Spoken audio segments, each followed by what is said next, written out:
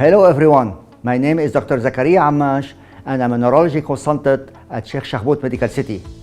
It's my pleasure to be here today to be part of Migraine Matters. It's a public awareness campaign to raise awareness on migraine.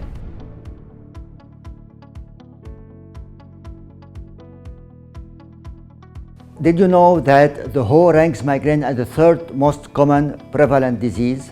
Do you know that there is 1 billion people affected with this disease all over the world? 75% of those patients are female patients. All this will translate in a big burden on our society. Not only economical burden, but also familial burden. In this video, I will discuss triggers of migraine and burden of the disease on our society.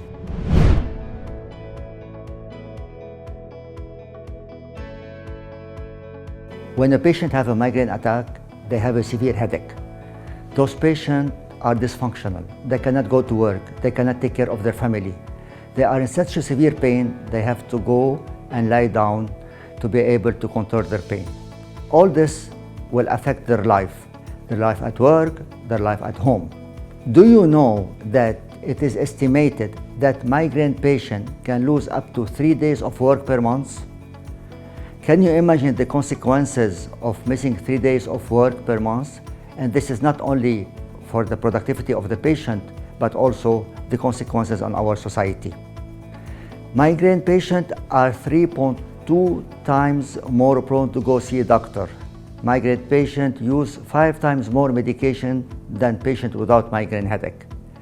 All this will have a huge financial impact on our society. And this is not only financial. It is also, there is the familial part that is being affected in patients with migraine headache. And a study done recently showed that migraine can affect not only the familial life, but even the relationship between couple for a patient who is having migraine. Very interesting study that was published recently about the impact of migraine on adolescent patients.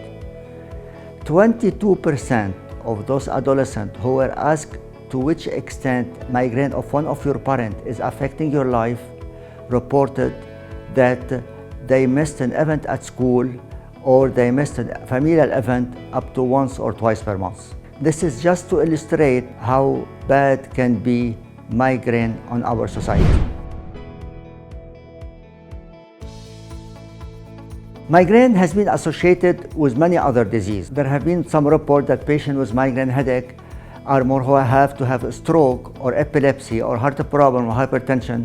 But I honestly believe that the biggest impact of migraine on our health is the following. There are 2 of them. Number 1 is the psychological part. The patient with migraine headache are living the whole time in the fear of having another attack. This fear will lead them to go into depression and anxiety. And this depression or anxiety, and I will be talking about it a little bit later on, will be a triggering factor for migraine attack. So just imagine the scenario. They are stressed out, they have headache or attack of migraine, they have this migraine attack and they get more depressed, and you are getting into never-ending cycle. This is why patient with migraine and you feel that you are depressed or anxious, you need to notify your physician.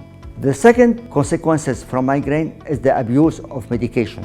Secondary to the continuous pain that those patients are having, they are having tendency to take more and more medication, more and more analgesic, more and more anti-inflammatory.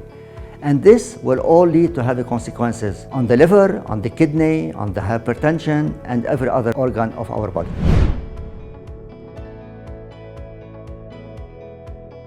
So I have been telling you about the burden of migraine. So what shall you do to avoid this burden? How can a patient with migraine headache have a normal life or at least an acceptable life? There is the medication part, but there is also some rules that we have to follow to avoid having attacks. First of all, what are the triggering factors? Number 1 is stress. Stress is estimated to be related to migraine very closely. 70% of patients who had a migraine attack reported that they had a stressful event few hours or few days prior to the attack. Added to this, what I had just said a few minutes ago, the patient with migraine is always fearing from having another attack. This will lead to depression and anxiety. They feel that they are getting into circle, never-ending circle, and this will exacerbate their symptomatology. This is why it's very important to practice some steps that can help you in avoiding the stress. biofeedback, relaxation, meditation, exercise, all will help you to improve your stress and to improve your migraine attack. The second triggering factor is food. There is definitely a relationship between food and migraine attack. The most frequent food that have been implicated in generation of migraine headache is the following: monosodium glutamate, aspartame. You know, aspartame is the sweetener that we use to avoid using sugar, caffeine, alcohol, yellow cheese, chocolate. Caffeine, it's a little bit controversial. Some people reported that whenever they drink some coffee, they have headache. Some other people reported whenever they drink coffee, their headache gets better. What I usually do in general is the following. I give this list of medication to my patient and tell him, did you notice that by eating one of this food, you are having any headache? If they say yes, I said, okay, stay away from it. If they say no, I ask them, don't worry, go ahead and use it. The third factor that can be contributing to trigger a migraine attack is sleep. There is no doubt that not sleeping enough or having an irregular sleep will trigger a migraine attack. Patient with migraine should have a good night of sleep. Hydration. 1/3 of patients who are having migraine attack is secondary to dehydration. So 3 rules very important, and that I always tell my patient: eat well, sleep well, and drink a lot of water. If they do so, this will help them a lot. There are other triggering factors, such as exposure to light, smelling, some odor, change of weather, change of attitude. All of them can be a triggering factor. Unfortunately, some trigger factor can be prevented, some other cannot be prevented. I know that migraine headache is a chronic disease and can affect badly the patient and the family and the surrounding. But if you do stick to some of the recommendations that I have given you, it might help in a way or another.